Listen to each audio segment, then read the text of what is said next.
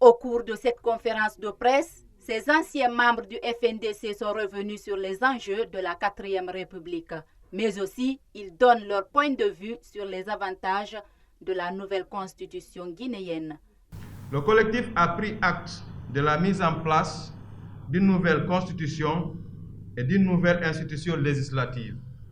Le collectif demande avec insistance aux acteurs sociaux, particulièrement au Front pour la défense de la Constitution de 2010, constitution dont les membres du CNT sont les géniteurs, de s'abstenir, de se servir de ce prétexte pour amener des mouvements de foule au risque d'élargir la base de contamination au coronavirus. Ancien membre du CNT de 2010 et membre fondateur du Front national pour la défense de la Constitution, Aboubakar Dansoko explique les raisons qui l'ont poussé de quitter le navire du FNDC. Nous, notre démarche, c'était une démarche non violente.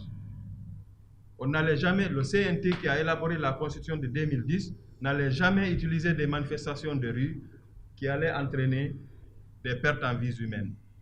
Mais quand on a été enfariné dans le FNDC, au départ on ne savait pas, mais quand on a vu que les partis politiques étaient vraiment les vrais leaders du mouvement, nous nous sommes désolidarisés. L'une des conférencières, Hadja Hassanatou Bari, interpelle les politiques et la population sur la nécessité de préserver la paix, gage de développement dans un pays.